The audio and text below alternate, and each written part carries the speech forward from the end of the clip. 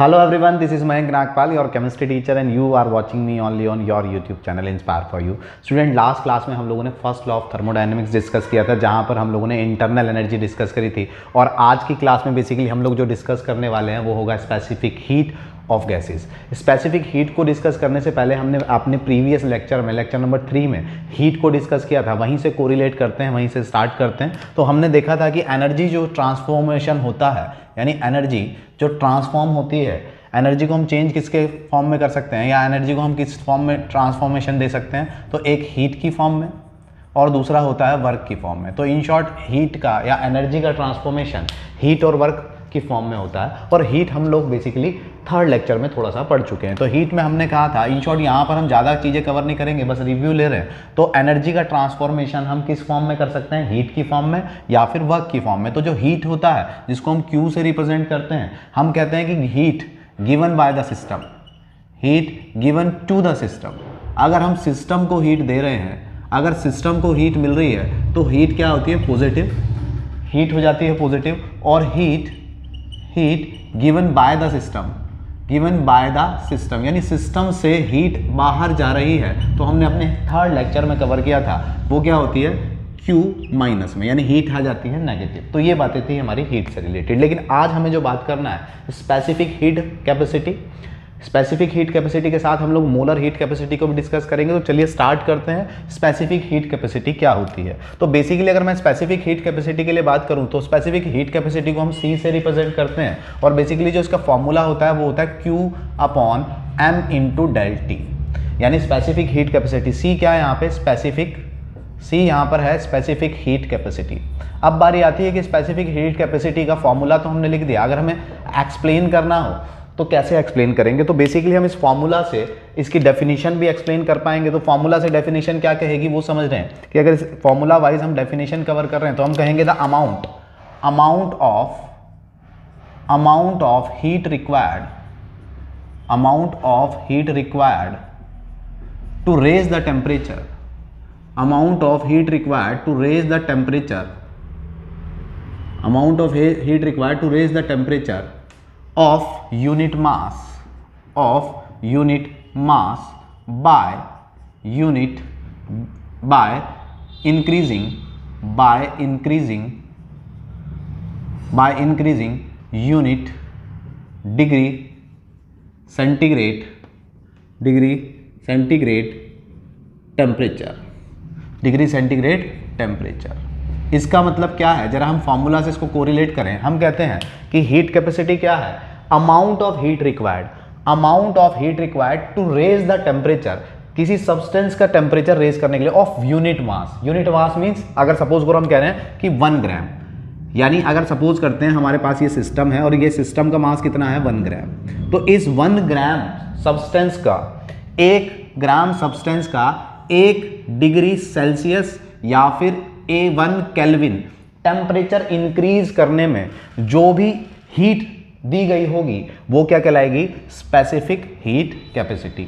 Means इस 1 ग्राम system का 1 degree Celsius और 1 केल्विन टेम्परेचर इंक्रीज करने के लिए इस सिस्टम को जो भी एनर्जी दी गई होगी वो क्या कहलाएगी, specific heat capacity. That is C is equal to Qm into del T. Means अगर हम कहें तो इसके लिए फॉर्मूला हो जाएगा ये। अब हम यूनिट की बात करें, क्योंकि हमारे पास फॉर्मूला है specific heat is equal to Qm into del t, जहाँ Q क्या है, अमाउंट ऑफ हीट है, M क्या है, अमाउंट ऑफ सब्सटेंस है, यानी मास ऑफ सब्सटेंस है, और डेल टी क्या है, चेंज इन टेम्परेचर है। यूनिट वाइज अगर हम बात करें तो यूनिट क्या होगी, क्योंकि हीट की यूनिट जूल होती है, ठीक है, मास की यूनिट ग्राम होती है, और टेम्परेचर की यूनिट क्या होती है, केल्विन में आप कर रहे हो तो केल्विन, और सेल्सियस में कर रहे हो तो डिग्री सेल्सियस। तो क्या होगा, जूल ग्राम पर डिग्री सेल्सियस। एग्जाम्पल की बात करते हैं तो मैं एग्जाम्पल के लिए कह सकता हूं कि वाटर इज हैविंग 4.2 जूल पर gram degree Celsius specific heat capacity. Means पानी की स्पेसिफिक हीट कैपेसिटी जो होती है वो 4.2 जूल ग्राम पर डिग्री सेल्सियस होती है। यानी इन शॉर्ट इसके हिसाब से हम कहें कि अगर हमें वाटर के 1 ग्राम 1 ग्राम वाटर का 1 डिग्री सेल्सियस टेम्परेचर इंक्रीज करने के लिए जो भी अमाउंट ऑफ हीट हमने इसे दी होगी, वो उसकी क्या कहलाएगी, स्पेसिफिक हीट कैपेसिटी। और वाटर की स्पेसिफिक हीट कैपेसिटी कितनी है, 4.2। तो हम कहेंगे 1 ग्राम वाटर का 1 डिग्री सेल्सियस टेम्परेचर इंक्रीज करने के लिए उसको कितनी जूल एनर्जी दी जाती है, 4.2 जूल। यानी अगर हम 1 ग्राम पानी को 4.2 यानी 4.2 जूल एनर्जी दे दे तो उसका 1 डिग्री सेल्सियस टेम्परेचर बढ़ जाता है। और this is the specific heat capacity of water. तो होप आपको स्पेसिफिक हीट समझ में आया होगा। चलिए, अगर स्पेसिफिक हीट आगे समझ में आया तो इससे आगे बढ़ते हैं कि स्पेसिफिक हीट क्या होती है। तो स्पेसिफिक हीट बेसिकली हम जब आगे बढ़ेंगे तो ये 2 तरीके की हो जाएगी, या हम कहेंगे कि इसको फर्दर 2 पार्ट्स में हम लोग अब डिवाइड करेंगे। अब स्पेसिफिक हीट कैपेसिटी को 2 पार्ट्स कौन कौन से होंगे, तो specific heat capacity at constant volume और specific heat capacity at constant pressure. उससे पहले अगर मैं हीट कैपेसिटी के लिए थोड़ा सा और बताऊं तो heat capacity C at for isothermal process.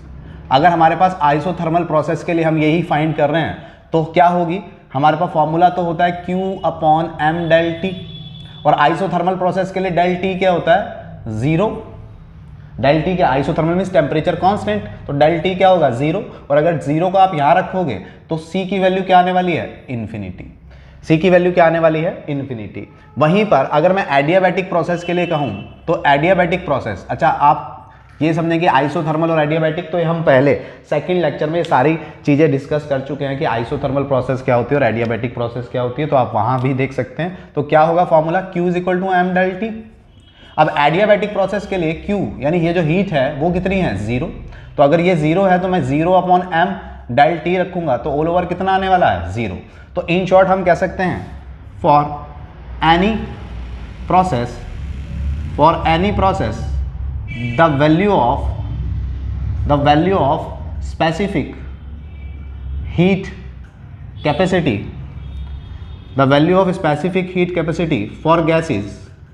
For gases lies between 0 to infinity, यानी स्पेसिफिक हीट कैपेसिटी की वैल्यू किसी भी प्रोसेस के लिए कहां से कहां तक हो सकती है, 0 से इन्फिनिटी तक हो सकती है। तो होप आपको ये भी क्लियर हुआ होगा। अब हम बात कर रहे हैं specific heat capacity at constant volume and specific heat capacity at constant pressure. 1 by 1 अब हम दोनों को डिस्कस करते हैं। तो चलिए स्टार्ट करते हैं। सबसे पहले हम लोग स्टार्ट करेंगे specific heat capacity at constant volume. जब कांस्टेंट वॉल्यूम पर स्पेसिफिक हीट कैपेसिटी को काउंट किया जाएगा तो इसके लिए फॉर्मूला क्या होगा, CV is equal to heat Q/m del T। CV is equal to Q/m del T। ये कब है, स्पेसिफिक हीट कैपेसिटी। C क्या है, स्पेसिफिक हीट कैपेसिटी। ये V क्या रिप्रेजेंट कर रहा है, एट कांस्टेंट वॉल्यूम। तो specific heat capacity at constant volume is equal to Qm del T होगा। और अगर मैं कहूं कि स्पेसिफिक हीट कैपेसिटी, अगर हमारे पास अमाउंट ऑफ सब्सटेंस 1 ग्राम है और टेम्परेचर 1 डिग्री इंक्रीज कर रहे हैं तो CV किसके बराबर होने वाला है, CV इज इक्वल टू बराबर होने वाला है Q के। और QV कौन सा, V के। QV मतलब हीट एट कांस्टेंट वॉल्यूम। तो specific heat capacity at constant volume किसके बराबर होती है, हीट के बराबर होती है। इसी तरीके से इसको अगर डिफाइन करना हो तो इसकी डेफिनेशन भी यही बनेगी। बस क्या हो जाएगा, हम कहेंगे the amount of heat required to raise the temperature to raise 1 degree centigrade और 1 kelvin temperature of 1 gram substance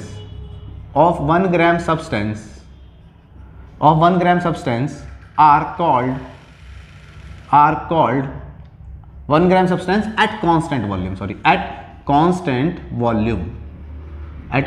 volume is called specific heat capacity at constant volume. यानी अगर हम सिस्टम का, किसी गैसियस सिस्टम का वॉल्यूम कांस्टेंट कर दें और वॉल्यूम कांस्टेंट करने के बाद हम उस सब्सटेंस का 1 ग्राम सब्सटेंस का 1 डिग्री सेल्सियस और 1 केल्विन टेम्परेचर बढ़ाएं तो उस समय जो भी एनर्जी दी जाएगी वो क्या कहलाएगी? Specific heat capacity at constant volume, जो कि किसके बराबर होगी? हीट के बराबर होगी। इसी तरीके से अगर मैं specific heat capacity at constant volume के अलावा मैं बात करूं specific heat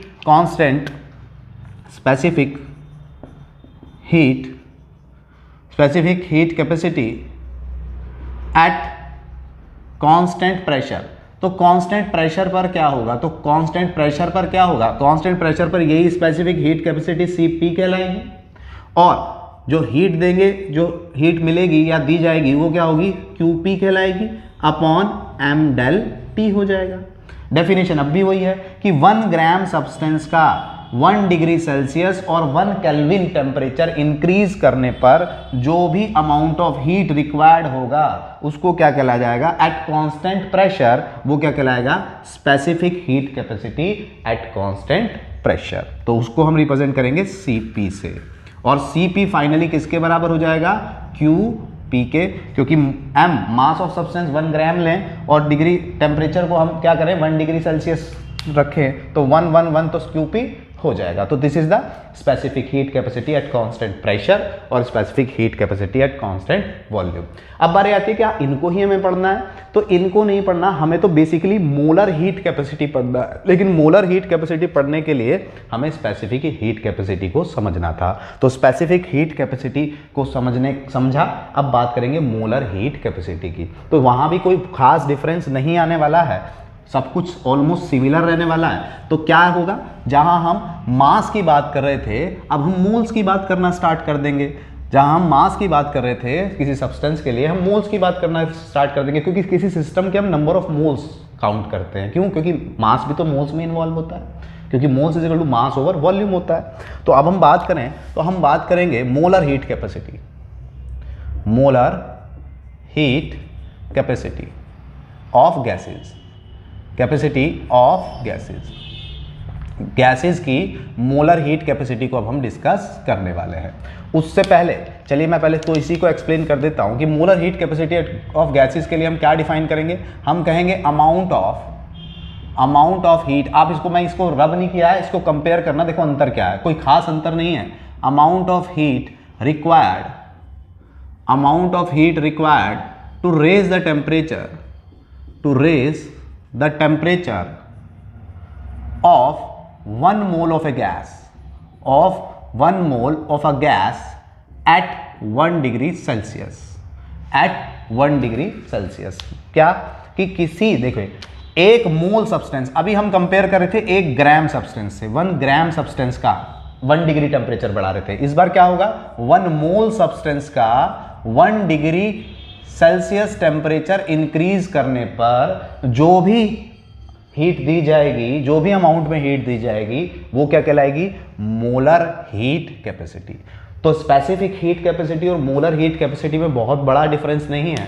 specific heat capacity में हम मास को यानी 1 ग्राम को कंसीडर करके चलते हैं, और यहाँ पर मोलर हीट कैपेसिटी में हम 1 मोल से कंपेयरिंग करते हैं कि अगर 1 मोल सब्सटेंस का 1 डिग्री सेल्सियस टेम्परेचर बढ़ा दिया जाए तो जो भी उसको हीट दी जाएगी वो क्या कहलाएगी? मोलर हीट कैपेसिटी कहलाएगी। अब मोलर हीट कैपेसिटी की जब हम बात करते हैं तो मोलर हीट कैपेसिटी को रिप्रेजेंट किससे करेंगे? तो वो करेंगे, मोलर हीट कैपेसिटी है तो मोलर हीट कैपेसिटी को आप Cm कर सकते हो। Molar heat capacity is equal to क्या हो जाएगा?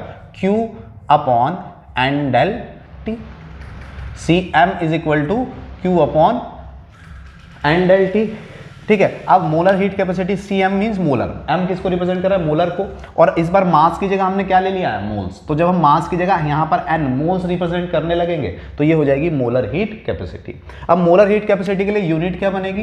तो ये है हीट, तो हीट की यूनिट जूल, मोल्स की यूनिट तो मोल ही होती है, और टेम्परेचर की यूनिट क्या हो जाएगी? केल्विन। तो जूल पर मोल केल्विन। मोलर हीट कैपेसिटी की यूनिट क्या बनेगी? जूल पर मोल केल्विन। जबकि स्पेसिफिक हीट कैपेसिटी की यूनिट बनी थी जूल ग्राम पर केल्विन या फिर जूल मोल पर केल्विन करा है हमने, और आप डिग्री सेल्सियस कोई एक, क्योंकि केल्विन में भी एक बढ़ा सकते हो 1 डिग्री, यानी 1 केल्विन बढ़ा सकते हो 1 केल्विन, और आप 1 डिग्री भी बढ़ा सकते हो, तो आप दोनों चल जाएंगी। इसी तरीके से पहले क्या था, पहले था जूल पर ग्राम केल्विन या फिर जूल पर ग्राम डिग्री सेल्सियस का स्पेसिफिक हीट कैपेसिटी की यूनिट। अब बारी आती है कि क्या मोलर हीट कैपेसिटी भी एट कांस्टेंट वॉल्यूम और एट कांस्टेंट प्रेशर होती है? तो बिल्कुल होती है। तो अगर मैं कहूं कि मोलर हीट कैपेसिटी, ये भी 2 तरीके की हो जाएगी, molar heat capacity at constant volume, eight constant volume, तो इसको कैसे रिप्रेजेंट करेंगे? तो देखो इसका बड़ा ध्यान रखना है आपको, जब हम C कैपिटल V, C के बेस में कैपिटल V लगाएंगे तो ये होगी molar heat capacity at constant volume, और जब अभी हमने देखा था तो जब हमने C के बेस में स्मॉल v लगाएंगे तो स्मॉल v रिप्रेजेंट करेगा specific heat capacity at constant volume, यानी जब स्मॉल v होगा तो specific heat capacity at constant volume, और जब कैपिटल V होगा तो molar heat capacity at constant volume. ये आपको ध्यान रहना चाहिए, यहाँ capital molar heat capacity constant volume पर V कैपिटल लेंगे और यहाँ स्मॉल लेंगे, तो फॉर्मूला तो यही बनेगा। अब क्या होगा, हीट कैपेसिटी, यानी फॉर्मूला तो यही है, हीट एट कांस्टेंट वॉल्यूम, तो मैं यहाँ कैपिटल V लगा रहा हूँ QV upon n del T, क्योंकि मोल्स, अगर 1 मोल सब्सटेंस है हमारे पास तो 1 वैल्यू यहाँ रखी जाएगी, तो ये क्या हो जाएगा QV अपॉन 1 इंटू 1, यानी CV इस बार भी क्या होने वाला है, QV के बराबर होने वाला है, लेकिन यहाँ पर V क्या है बच्चों, यहाँ पर V कैपिटल है। इसी तरीके से डेफिनेशन क्या बनेगी, तो डेफिनेशन भी यही बनेगी कि the amount of heat required to raise the temperature of 1 mole of substance of a gas at 1 degree Celsius at constant volume is called as molar heat capacity. ठीक है, तो होप सो सारी बातें एक ही हैं, जब मोल्स की बात हो रही तो मोलर हीट कैपेसिटी, जब मास की बात हो रही है तो specific heat capacity, at constant volume पे हो रही है तो specific heat capacity at constant volume, जब कांस्टेंट वॉल्यूम पर बात हो रही है इसकी तो हम बोलेंगे molar heat capacity at constant volume. वहाँ small v small p use होगा, यहाँ capital V capital P use होगा। इसी तरीके से अगर मैं आगे बात करूँ तो हम ये कह सकते हैं कि, और इसको अगर मैं यहाँ QV को, सपोज करो हमें QV को सेपरेट करना है, कि हम कहें कि heat capacity at constant volume, ये तो थी मोलर हीट कैपेसिटी, अब हम कहें हीट एट कांस्टेंट वॉल्यूम किसके बराबर हो जाएगा, heat molar heat capacity at constant volume N into del T हो जाएगा, यानी भाई कुछ नहीं करा हमने, ये वाला डाटा इधर ले आए। इसी तरीके से हम कहें कि molar heat capacity at constant volume है और हमें करना है, सपोज करो molar heat capacity at constant pressure, तो कुछ भी अंतर नहीं है। प्रेशर के लिए हम क्या कहेंगे, प्रेशर के लिए भी हम यही कंडीशन रखेंगे कि Cp, कौन सा P, capital P is equal to होने वाला है Q, कौन सा V QP upon n del T। तो हम क्या कहेंगे, molar heat capacity at constant pressure. ठीक है, जहां पर amount of heat required to raise the temperature of 1 mole substance of 1 degree centigrade. ठीक है, तो दिस इज, अब Cp QP और Cp के बीच में रिलेशन देखें तो QP इज इक्वल टू क्या हो जाएगा, Cp n del T Cp n del T। P ध्यान रखना है कैपिटल होगा, P ध्यान रखना है कैपिटल होगा। इस तरीके से हमारे पास CV और Cp के लिए डाटा मिल गया। अब रिलेशनशिप देखेंगे जो कि बहुत इंपॉर्टेंट होता है, relationship between Cp and CV। तो होप आपने देख लिया होगा इस सारे कंसेप्ट को, Cp और CV का रिलेशन अब हम यहाँ डिराइव करेंगे, क्योंकि ये बहुत इंपॉर्टेंट है आपके एकेडमिक लेवल पर और सबसे ज़्यादा पूछे जाने वाला ये रिलेशन है, क्या, Cp और CV में। तो चलिए सबसे पहले हम लोग हेडिंग लिख लेते हैं, रिलेशनशिप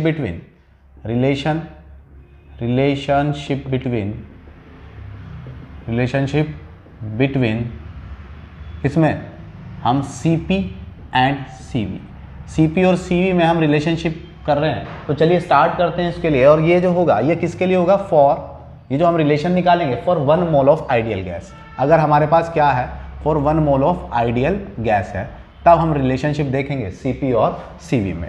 तो आइडियल गैस, ठीक है, 1 मोल ऑफ आइडियल गैस का मतलब n की वैल्यू तो 1 है, ये तो हमें पता ही है, 1 मोल ऑफ आइडियल गैस के लिए कर रहे हैं।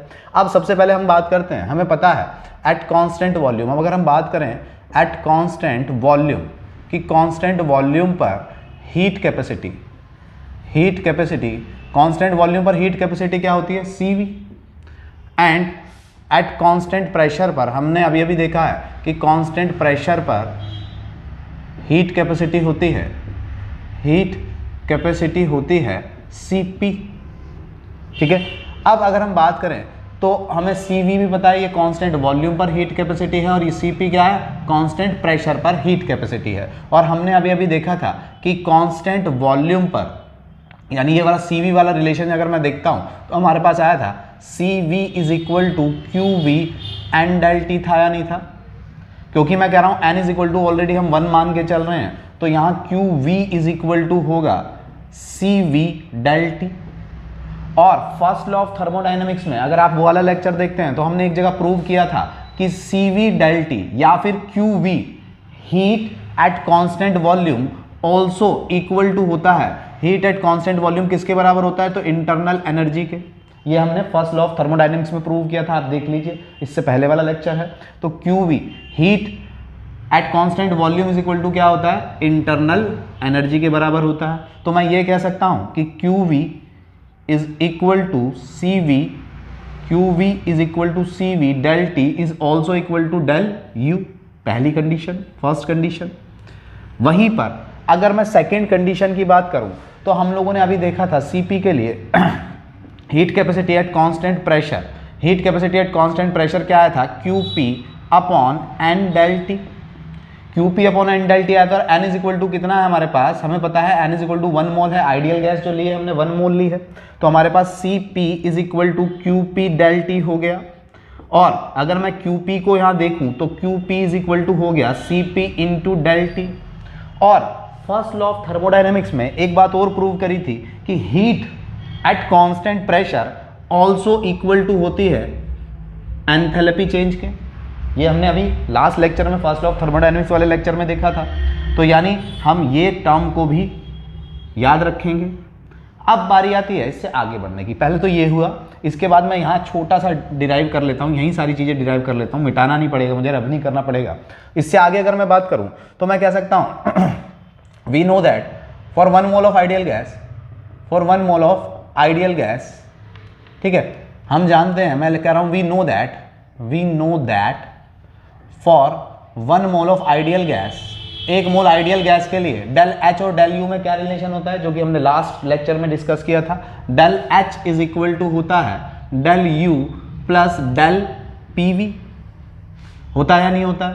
और PV हम we know that PV is equal to क्या होता है, nRT, और n इज इक्वल टू 1 हो तो PV इज इक्वल टू हो जाएगा RT। तो इस PV की जगह मैं RT भी पुट कर सकता हूं, तो ये हो जाएगा del H is equal to del U plus del RT। हमने लास्ट क्लास में पढ़ा था जो R होता है वो गैस कांस्टेंट होता है, जो कि यूनिवर्सल कांस्टेंट भी होता है, तो हम उसे कह सकते हैं, तो हम क्या, जब ये कांस्टेंट है तो del H is equal to del U plus del R del T, क्योंकि ये तो कांस्टेंट है तो डेल T के साथ लगेगा, चेंज टेम्परेचर में ही होगा क्योंकि ये तो फिक्स है। अब अगर मैं ये बात करूं तो मुझे पता है कि डेल U की वैल्यू ये भी होती है और डेल H की वैल्यू ये होती है, अभी अभी हमने प्रूव करा। तो हम कह सकते हैं on putting the values of del H and del U in this equation, इसको सपोज करो 1 मान लेते हैं, इन इक्वेशन फर्स्ट में। अब देखिए del U also equal to किसके है, CV डेल T के, और डेल H किसके इक्वल है, अभी अभी प्रूव किया, CP डेल T के। तो डेल H की जगह तो मैं रख दूं, यानी यहाँ मैं पहले ये फॉर्मूला ही लिख लेता हूँ, del H del U plus R del T, और डेल H की जगह मैं पुट कर रहा हूँ बच्चों CP डेल T, और डेल U की जगह पुट कर रहा हूँ मैं, डेल U की जगह पुट कर रहा हूँ CV del T RT R del T। अब अगर मैं पूरी इक्वेशन में डेल T कॉमन ले लूँ तो ये हो जाएगा, यानी यहाँ डेल T कॉमन लिया तो ये हो गया CP, यहाँ डेल T कॉमन लिया तो ये हो गया CV प्लस R, और इस डेल T से डेल T कैंसिल आउट, तो एक्चुअल में क्या बचा, CP इज इक्वल टू, चलिए ऊपर कर देता हूँ थोड़ा सा मैं, इस यहाँ से मैं थोड़ा सा आगे कर रहा हूँ तो हमारे पास बचा C, यानी चलिए मैं थोड़ा सा यहीं पर सारा कर देता हूँ, पता नहीं वहाँ दिख रहा है नहीं दिख रहा है, तो मैं यहाँ कर रहा हूँ del H is equal to del U plus R del T, और हमने अभी अभी करा कि CP डेल H की वैल्यू ये रही, तो CP del T is equal to del U की वैल्यू हम क्या रखेंगे CV del T, CV del T ये डेल U है, ठीक है, प्लस R डेल T। अब डेल T अगर हम कॉमन लेते हैं तो यहाँ हो जाएगा CP is equal to del T CV plus R, और इस डेल T से डेल T कैंसिल आउट तो हो जाएगा CP is equal to CV plus R, और अगर इस CV को उधर ले जाएं तो ये हो जाएगा CP minus CV is equal to R। This is the final relationship between CP and CV, heat capacity at constant volume and heat capacity at constant pressure for 1 mole of ideal gas। यानी दोनों का जो difference होता है वो क्या होता है, हमेशा कांस्टेंट होता है, जो कि यूनिवर्सल गैस कांस्टेंट के बराबर होता है। ये डेरिवेशन बहुत इंपॉर्टेंट है आपके एकेडमिक के पॉइंट ऑफ व्यू से, क्योंकि मैक्सिमम थर्मोडायनेमिक्स से ये क्वेश्चन तो फिक्स है कि आपके एकेडमिक लेवल पर आता ही आता है। चलिए मिलता हूँ आपसे नेक्स्ट लेक्चर में, तब तक आप इसको देखिए। Thank you very much।